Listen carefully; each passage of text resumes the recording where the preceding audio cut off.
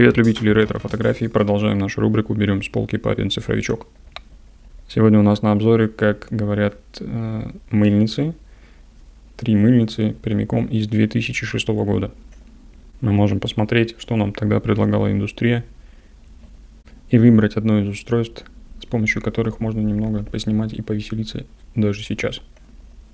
Сейчас эти фотоаппараты можно приобрести спокойно на рынке, на Авито.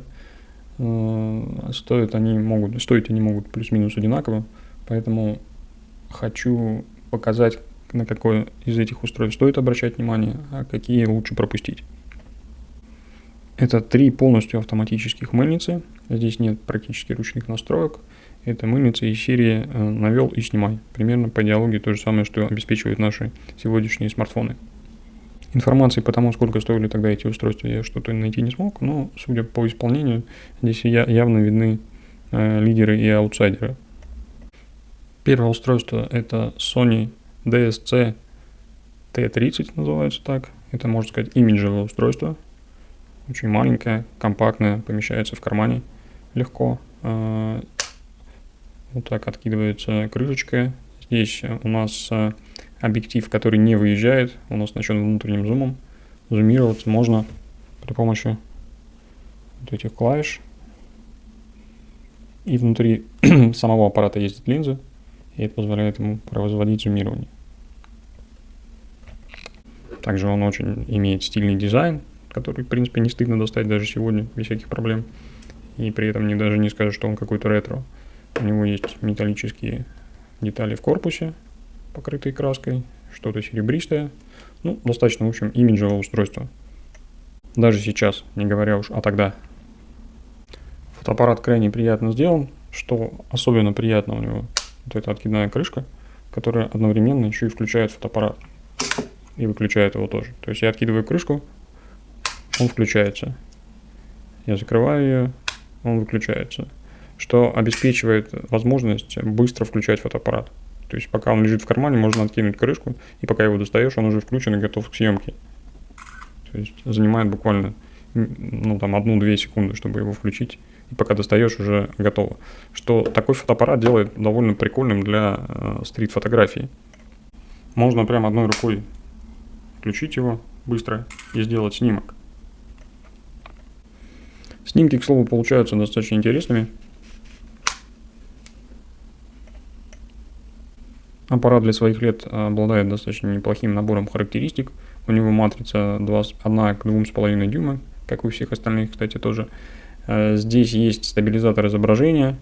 Объектив здесь достаточно темный, 3.5-4.5, но тем не менее, даже в темное время суток он достаточно неплохо вывозит.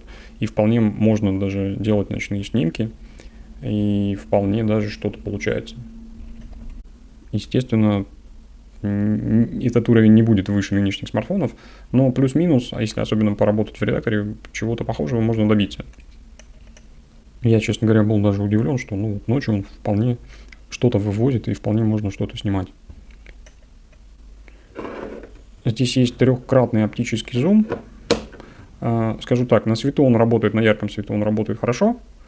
Естественно, если освещение плохое, то работает так себе, имею в виду автофокус.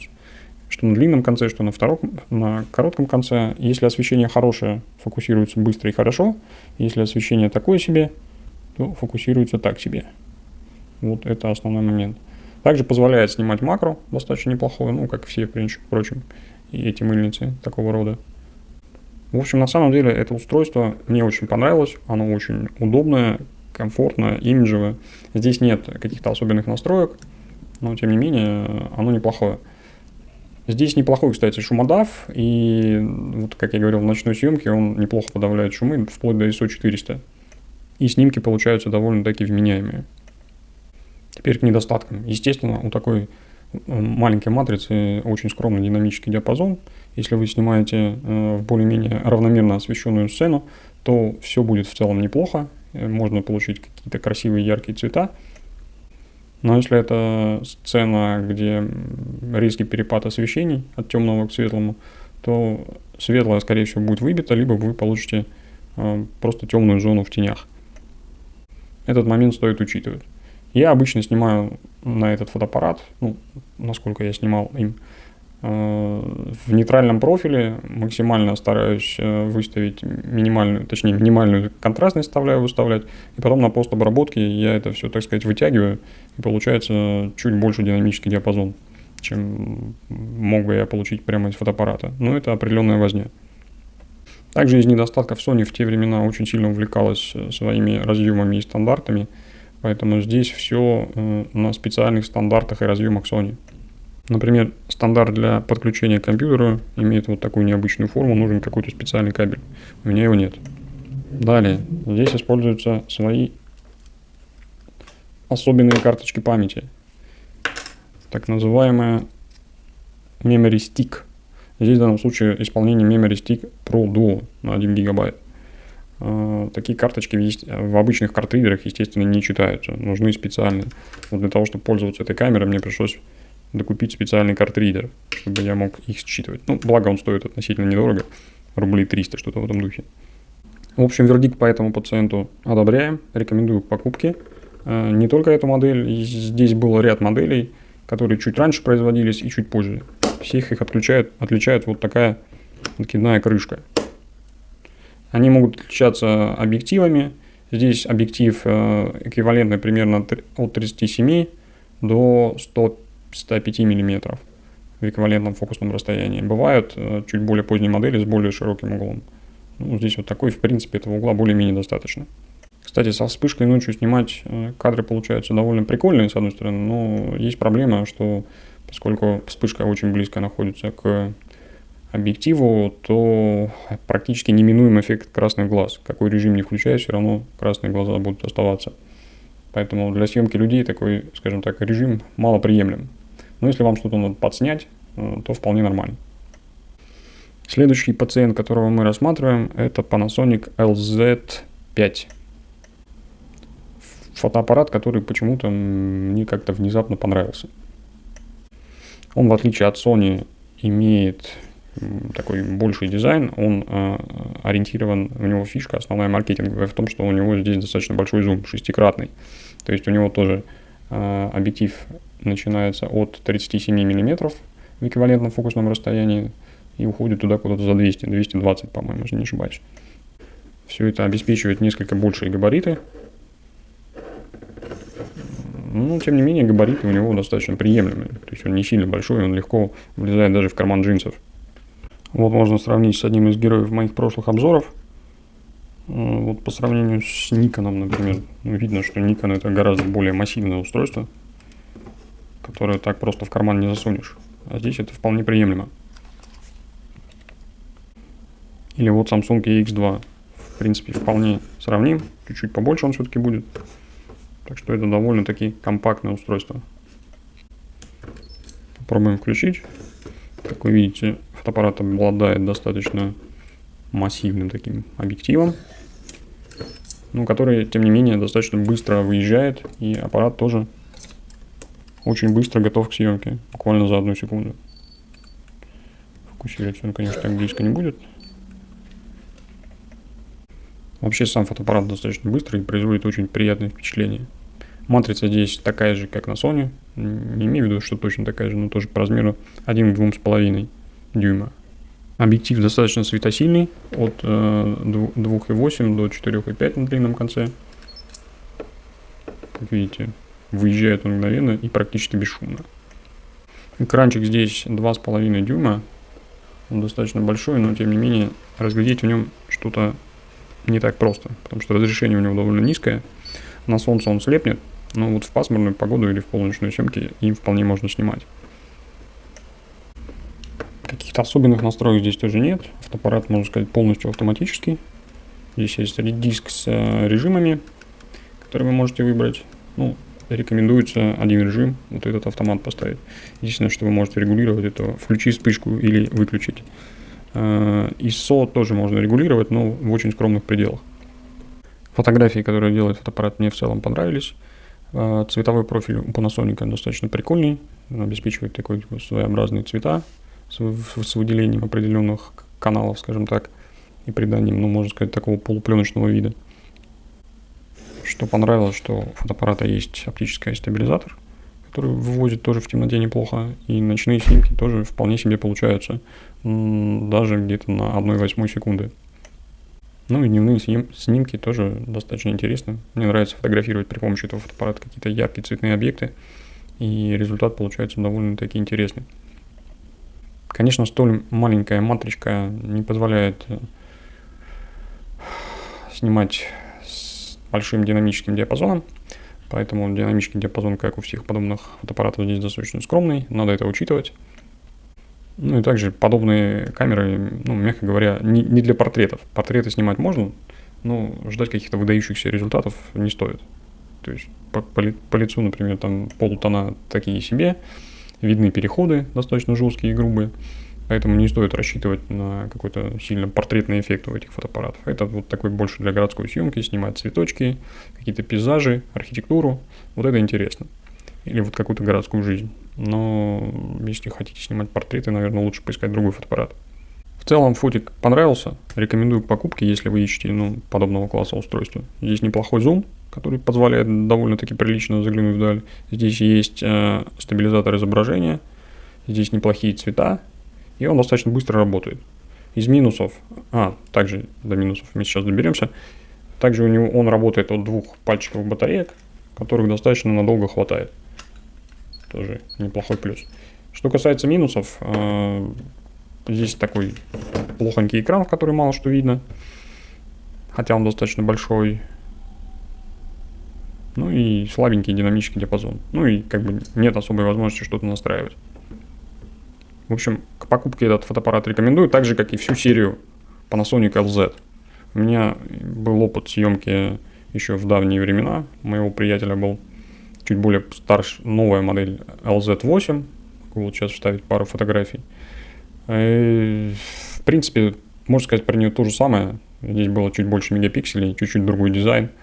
А в остальном все то же самое. Так что, если вам попадутся вот такие фотоаппараты LZ серии, LZ5, 6, 7, 8, 1, 2, можете их вполне рассматривать. Небольшое дополнение. После того, как снял основной ролик, ко мне зашел еще один фотоаппарат Panasonic LS75. Как раз тоже из 2006 года, точнее из начала 2007, но в принципе все то же самое. Фотоаппарат представляет собой более удешевленную версию Panasonic LZ5. Он сделан в более дешевом корпусе, произведен в Китае, но по функционалу он в принципе полностью его повторяет. У него тоже есть стабилизатор изображения, такой же процессор и цветовые профили, но какое-то более дешевое исполнение, более бюджетная, видимо, версия была. Поэтому этот фотоаппарат, так скажем, ощущается в руке гораздо более дешевым, чем LZ5. Поэтому к покупке я его не то чтобы не рекомендую, но если среди них выбирать, вот среди этих трех, то я бы на него смотрел в последнюю очередь. В первую очередь, наверное, на Panasonic LZ5, либо если вам больше нравится, то Sony. Как видите, даже он сделан в Китае, в отличие от более старшей версии LZ5, который сделан в Японии. У него упрощенный, более темный и короткий объектив, и общее качество исполнения пониже, сделан из более дешевого пластика. Ну и объектив у LZ5 стартует и выезжает намного быстрее и зумируется быстрее. Напоследок несколько кадров с этого фотоаппарата также привожу.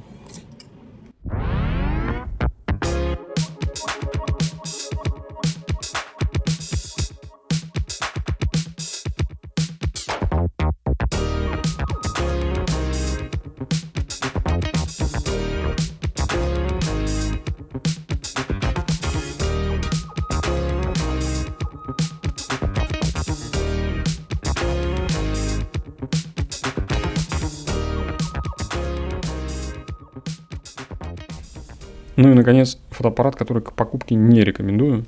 Это вот такой Olympus, называется FE170.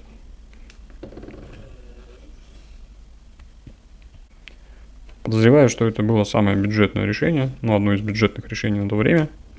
Поэтому, так сказать, и уровень у него соответствующий. Он очень медленный, очень такой нерасторопный. Здесь тоже исключительно автоматические режимы. Медленно включается, медленно выключается. Обязательно вываливает какая-то при начале съемки какая-то плашка, которую надо убирать, что делает лишние движения. Когда снимаешь, он тоже медленно достаточно фокусируется.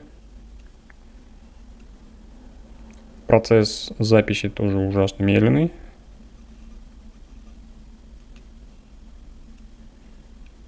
Здесь тоже используются две пальчиковые батарейки, но в отличие от Panasonic, где используется обычная карта CD, здесь используется свой формат XD карт, на который очень сложно найти карт-ридер. Благо здесь можно скачивать файлы через мини-USB шнур. Он как-то без проблем завелся и легко считывается. Фотографии меня тоже ничем особенным не впечатлили. Здесь такая же 1 к 2,5 дюйма матричка, поэтому по динамическому диапазону все плюс-минус то же самое. Цвета он сразу из коробки дает какие-то достаточно яркие, насыщенные.